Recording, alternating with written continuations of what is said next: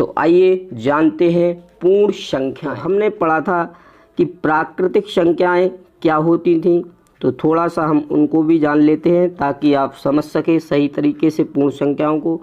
तो प्राकृतिक संख्या वे संख्याएं थी जो 1 से प्रारंभ होकर अनंत तक जा रही थी। अब ये सभी प्राकृतिक संख्याएं हैं, इसमें केवल अगर शून्य को और क्या कर दिया जाए, शामिल कर दिया जाए तो अब जो हमारी संख्या हो जाएंगी 0, 1, 2, 3, 4 डैश अनंत तक चली जाएंगी। अब यहाँ पर देखिए ये जो संख्याएं 1 से लेकर अनंत तक ये सभी प्राकृतिक संख्याएं हैं और इसमें हमने शून्य को शामिल कर दिया तो यही संख्याएं जो है हमारी पूर्ण संख्याएं बन जाएंगी। तो आइए जानते हैं पूर्ण संख्याएं।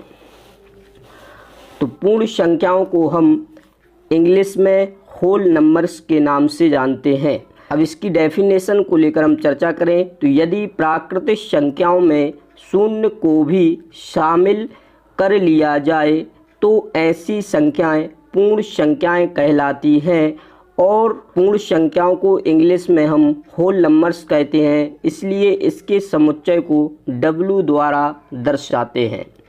अर्थात यदि हम प्राकृतिक संख्याओं में केवल शून्य को शामिल करने से सारी की सारी संख्याएं हमारी पूर्ण संख्याएं बन जाती हैं। आइए इसकी एक और डेफिनेशन को लेकर हम चर्चा करते हैं। तो हम इस तरीके से भी लिख सकते हैं कि ऐसी संख्याएं जो शून्य से प्रारंभ होकर अनंत तक जाती हैं पूर्ण संख्याएं कहलाती हैं। तो पूर्ण संख्याओं के लिए हमने जाना कि यदि प्राकृतिक संख्याओं में शून्य को शामिल किया जाए तो सबसे पहले हम सारी की सारी प्राकृतिक संख्या लिखते हैं। तो 1 के बाद 2, 2 के बाद 3, 3 के बाद 4 इस तरीके से आगे बढ़ते हुए हम अनंत की ओर जा रहे होंगे। अब यह सभी हमारी प्राकृतिक संख्याएं हैं और इसमें अगर हम शून्य को शामिल कर दें तो यही संख्याएं हमारी पूर्ण संख्याएं बन जाएंगी। अब यहाँ पर आपसे क्वेश्चन किया जाएगा कि बताइए सबसे छोटी पूर्ण संख्या क्या होती है। तो यहाँ पर आपको दिख ही रहा होगा कि सबसे छोटी पूर्ण संख्या 0 होगी। तो सबसे छोटी पूर्ण संख्या बराबर 0। आइए अब हम और क्वेश्चन को लेकर चर्चा कर लेते हैं कि किस तरीके से पूर्ण संख्याओं से क्वेश्चन बन सकते हैं। अब यहाँ पर थोड़ा सा आपको विशेष ध्यान देना होगा कि ये हमारी प्राकृतिक संख्याएं जो 1 से शुरू होकर अनंत की ओर जा रही और यह हमारी पूर्ण संख्याएं जो 0 से शुरू होकर अनंत की ओर जा रही। तो यहाँ पर हम देखें तो सारी की सारी जो प्राकृतिक संख्याएं हैं वो पूर्ण संख्याओं के समुच्चय मीन्स घर के अंदर बिलोंग कर रही हैं। आप देखें एक प्राकृतिक संख्या के अंदर है तो पूर्ण संख्या के अंदर भी है, 2 पूर्ण प्राकृतिक संख्या के अंदर है तो 2 पूर्ण संख्या के भी अंदर है। इसी प्रकार 3 यहाँ है तो 3 यहाँ है, 4 यहाँ है तो 4 यहाँ है। ये भी अनंत की ओर जा रहे हैं, ये भी अनंत की ओर आ रहे हैं। तो हम यहाँ पर देख सकते कि सभी की सभी प्राकृतिक संख्याएं हमारी पूर्ण संख्या के समुच्चय संग्रह या घर के अंदर बिलोंग करती है।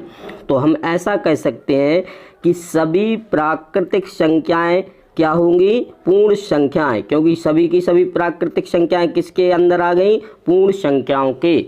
तो परीक्षा में क्वेश्चन किया जा सकता है कि बताइए क्या सभी प्राकृतिक संख्याएं पूर्ण संख्याएं होती हैं। तो अपना आंसर क्या रहेगा, जी हाँ, सभी प्राकृतिक संख्याएं पूर्ण संख्याएं होती हैं।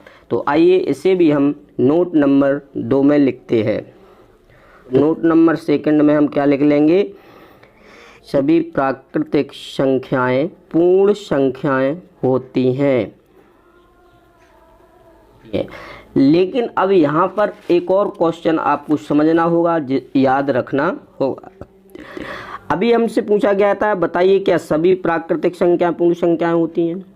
तो हमने देखा सभी प्राकृतिक संख्या पूर्ण संख्याओं के अंदर बिलोंग कर रही, तो इसका आंसर तो हाँ में आ जाएगा। लेकिन अगर उल्टा पूछा जाए कि बताइए सभी पूर्ण संख्याएं क्या प्राकृतिक होंगी, तो हम चेक करते हैं, 1 यहाँ है तो यहाँ है, 2 यहाँ है तो यहाँ है, 3 यहाँ है तो यहाँ है, 4 यहाँ है तो यहाँ है। लेकिन किंतु परंतु शून्य को अगर देखें तो यह केवल पूर्ण संख्याओं के अंदर है, ना कि प्राकृतिक संख्याओं के। तब हम कह सकते हैं कि सभी पूर्ण संख्याएं हमारी प्राकृतिक संख्याएं नहीं होती हैं। तो आइए इस नोट को भी हम लिख लेते हैं। तो नोट नंबर हम 3rd में लिखते हैं। रीजन भी चाहें तो आप इसका रीजन भी लिख सकते हैं। तो किस तरीके से लिखेंगे, आइए जानते हैं कि सभी पूर्ण संख्याएं प्राकृतिक संख्याएं होती हैं कि नहीं होती है, बताइए।